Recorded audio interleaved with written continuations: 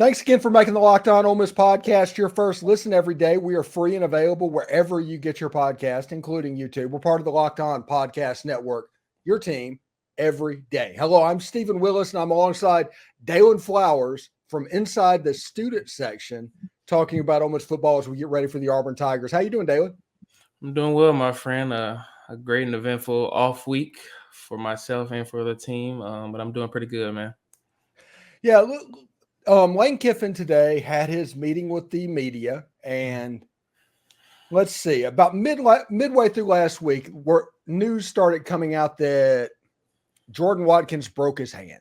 Yeah. And everybody started going with it. Honestly, I was pressured to do something about it before the weekend started. And I was like, no, we need to wait and see exactly what's going to happen.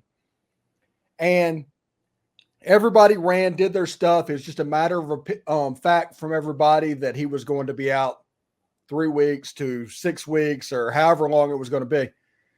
But in Lane Kiffin's press conference today, he said he's anticipating Jordan Watkins playing against Auburn. What is going on?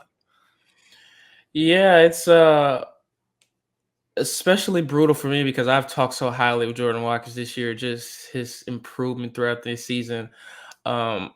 I think, as we know, but if people that are watching that aren't too familiar with Lane Kiffin, he's been known to do this. And whether Jordan suits up this weekend against Auburn, and if he does go out there, which I highly doubt, but if he does, it would just be a decoy use, in my opinion. I think we kind of saw the use of Trey Harris when he came back against Bama a couple weeks ago.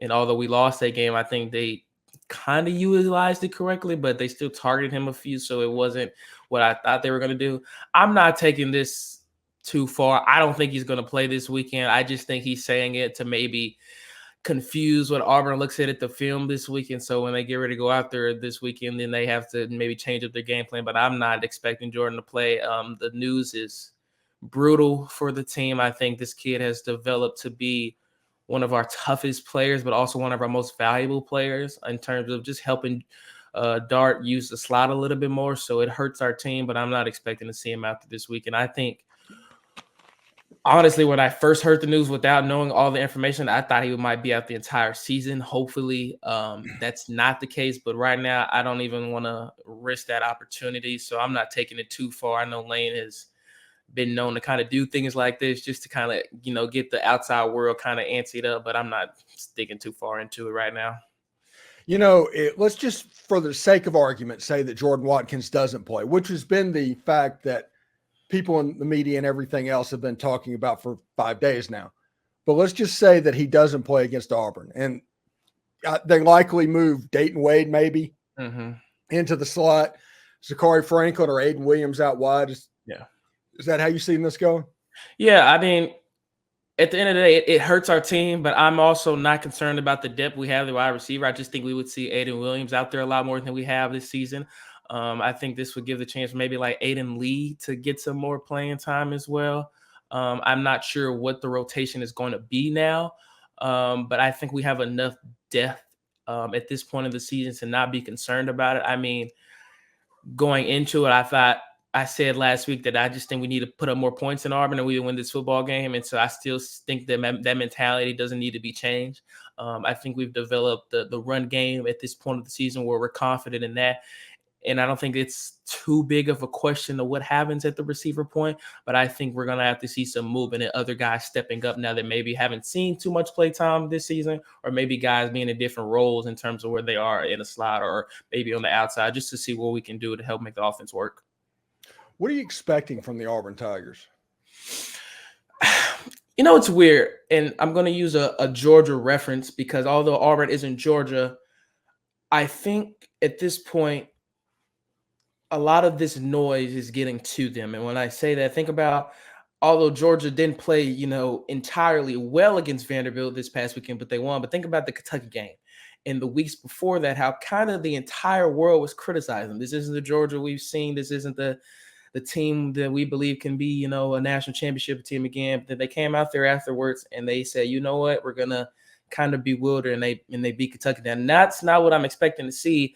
But I'm expecting Auburn to kind of respond this weekend pretty pretty highly. I don't think they're going to win, but I think we're going to see more than we've kind of seen this season from them. I think they're upset, and I think, of course, this kind of renewed rivalry between Lane and the Auburn, culture, and of course Hugh Freeze, his past with Ole Miss is coming in. What am I expecting more from them, though? Not much. I think they have a decent defense that just got beat by a really good offense as LSU against LSU this past weekend. And I think an offense that I said last week is just struggling to find an identity, struggling to find a good rotation with their running game and with their quarterback. We may see a different scenario from Hugh Freeze this weekend, this Saturday at quarterback. We don't honestly know right now just because of so many question marks that went out after Baton Rouge for them. I'm expecting to see them hungry, but I don't know how much of it's going to turn out to be a win for them. I think they're going to improve. I think home field advantage is real in college football, and I think it definitely is when you have Jordan Hare Stadium. But I don't see them coming out a win, but I see them coming out a little bit more hungry, though. Yeah, you have a situation like if Ole Miss plays their best and Auburn plays their best, Ole Miss wins by 2 touchdowns. Yeah. So Ole Miss has to gradually play down a little bit, and Auburn has to continue to play their best. And the closer that line gets depends on how hairy it's going to be. Now, Ole Miss, in my opinion, needs to get off to a fast start. You cannot let that crowd get cooking. Yeah. There's zero confidence on the Auburn football team right now. Their fan base is just absolutely looking forward to basketball season. And anytime a team in the SEC other than Kentucky is looking forward to basketball season in October, that's not a good thing. I think it's just a situation to where Hugh Freeze is going to play slow down with the ball, try and run the clock, limit possessions, and try and win a 17-14 type game. Yeah, and thinking about a game like that, I'm expecting to see what you just said, coming out on the first drive on offense and defense and just kind of trying to set the tone. I think the first drive of this game for on the offensive side of the ball is important because, as I've said so far this season, that adjustments and momentum are two of the biggest things within football. And I think if we come and lower that crowd noise down, that will be beneficial for us. But the defense, and this may just be me, but on the first drive of the games, I don't know. It feels like Pete is always trying to see what the opposition is going to come out with. And the first drive is always kind of weird for us. I want to see how they come off a bye week and respond to that. What kind of scheme Pete goes out in the first drive and uses to kind of set the tone for the rest of the game. Are we going to continue to pressurize what the quarterback has for Auburn and see what he can do with blitzes coming at him? Or are we going to sit back and maybe try to let him throw it out, which we haven't seen much of, Peyton Thorne do too much successfully so far. And hopefully we win that battle. So the first drive is very important on both sides of the ball for us. I think momentum-wise, that's going to help us continue go win the whole the game for 4 quarters. I'm expecting Robbie Ashford, honestly. Yeah, as the quarterback. I think he's going to put him in there and they're going to do a lot of run stuff with the quarterback and Jarquez Hunter and those guys at running back. That they're just going to punt on throwing the football as much as possible and only throw when they have to do it. I think Hugh is going to try and scheme some run game up to get them going and keep them on schedule. Yeah, I do too. I just think at this point of the season, they haven't seen any improvement from Peyton Thorne. And it's just kind of at this point, they have to move on to something else to try to see maybe what can help them be successful for the rest of the season. And unfortunately, I don't think it's Peyton Thorne. I just haven't seen any development from the entirety of their offense with him at the helm. And I think Hugh has kind of understood this after this weekend that I have to take what we have and I have to do what I think is best for this program and help us win games. But I just haven't seen any development from their offense. And of course, Hugh isn't happy about that. Now, I will say he's got some good recruits coming in this upcoming next season. But I think right now he's looking at what can I do to just help us maintain some type of game efficiency within the game in terms of not being blown out. Just kind of keeping within the game points in terms of other teams. Lane Kiffin getting Spencer Sanders and keeping him away from Auburn. That might be the personnel move of the year. Yeah, it is. And I was seeing so many of those tweets this weekend because their defense is good enough. Yeah, it's okay enough where they had a Spencer Sanders type quarterback.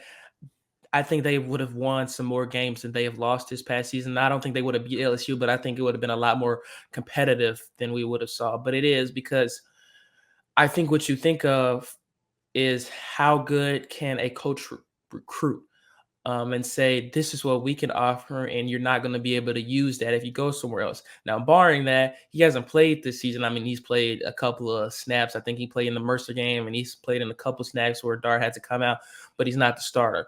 And so how do we use that beneficially? Well, you have to give props to who our head coach is and what he's been able to do outside of the marks. But yeah, it's a good moment for us to kind of feel that, we have the opportunity to do things like that. And I know Auburn is kind of itching at their skin because they need a quarterback. And so it's a fun time for us, but Auburn fans are kind of scratching at their heads because of it. Yeah, it's just one of those things where Peyton Thorne didn't work out, and Robbie Ashford, for whatever reason, he's just not Hugh's guy. Anyway, we got our Vanderbilt game time scheduled, a 6:30 p.m. SEC Network kick, another night game against Vandy. I do not know what Ole Miss fans are getting right now, but it's like they're on the LSU plan of just getting night game after night game after night game. Yeah, it's pretty fun for us right now. I mean, just based on last season, man, just so many games in the burgeoning heat. It was not the funnest of times. And now we're kind of getting to sit back, enjoy more time on the Grove, and that makes the game time experience even more fun. I will say bundle up though, fans. It's officially gotten cold out here in Oxford. I think kind of experienced that at Arkansas a couple of weeks ago, but it's cold. It's cold season now, so you do need to bring your beanies and all that. But it's fun times, man. I love the experience of the night games. It's been so fun this season. I think the fans and the players are dwelling off it pretty well too. Well, you have Texas A&M coming up after Vanderbilt. That's another one that has a chance at a night game, but it could also be an 11 o'clock game. I could see how it's one or the other, because there's a lot of games, if I'm not mistaken, that weekend. That's LSU and Bama, and all of that going on as well. And then you got the ULM game, which that one's probably going to get stuck behind the CBS game at 3:30 in the afternoon. But it might end up being another night game depending on how Ole Miss does. Yeah. Because if Ole Miss runs off some wins and everything to where they're still in it, let's say Ole Miss upsets Georgia. That Louisiana Monroe game has playoff implications at that point. So there's a chance that game ends up on one of the ESPNs and not hidden on the back of the SEC network. Absolutely, man. I think I love the rest of our schedule, honestly. I think we have a good road test for our team this weekend. Georgia has been a question mark all season long. I don't want to get too far into that, but I'm sure and other people, if they don't know, you'll know soon. But the Brock Bowers is currently out for at least, I don't know, they said the timeline is 4 to 6 weeks, so we'll see. Which Ole Miss would be right at the front part of that. So I don't know that Brock Bowers is going to rush coming back. Especially with Tennessee the next week. So we'll see how that pans out. But he's one of the best players I've just ever seen in my lifetime. He's probably the best in the country this year. And he's very valuable to that Georgia offense, and so we'll see how that turns out. But I'm in loving where the state is for where our rest of our schedule and the rest of the team plays it right now. But it's a fun time for us right now, man. Really fun time.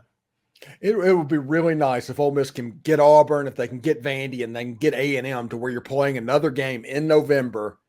With that type of ramifications. I mean, Lane has it to where that's happening fairly frequently now. And I think that's a very good possibility, man. I think we'll go out to Auburn and have a good dogfight, but I see us coming out with a win. I think Vanderbilt will be a good win for us. And I think, back and forth with the rest of the schedule, I don't see too many question marks except for that Georgia game right now. I think if we play how we know how to play football with the talent that we have, we can, control that destiny up until that point. But I'm pretty satisfied with how we're looking right now, and just the way the other teams are looking right now. I mean, A&M just unfortunately couldn't develop any type of rhythm this weekend against Tennessee, and I thought that they had a chance to win the game multiple times and just couldn't counter on it. And so we'll see how that turns out for them for the rest of the season of going up into, our game with them. But I think we have a lot of implications on, can we still get to Atlanta as well? We're hoping for a couple of Bama losses. We almost got one with them this past weekend with old Sam Pittman and crew, very close game. But I don't want to say that they won't lose 2 games, but it's also not impossible for it to happen. Like, I can see them losing to LSU or losing to Tennessee. They have some tough games on the rest of their schedule that they can possibly go down and lose a couple that would give us a chance and maybe say, hello, Atlanta. But I'm going to just continue to let it play out right now. I don't want to get too far ahead of myself, but hopefully we get the things to fall into place like we want them to be. Yeah, I think Bama has Tennessee, they have Kentucky, they have LSU, and they have Auburn left. So they have to lose 2 of those games. Yeah. So we'll see exactly how that goes. Anyway, thank you for making the Locked On Ole Miss podcast your first listen every day. We're free and available wherever you get your podcast, including YouTube. We're part of the Locked On Podcast Network, your team every single day. Daylan Flowers, inside the student section, joins me every Monday to talk about Ole Miss sports, and we're getting ready to start playing games again, Daylan, man. I appreciate it, buddy. Anytime, my friend. Thank you. Hotty toddy, y'all. Enjoy the week. Hotty toddy.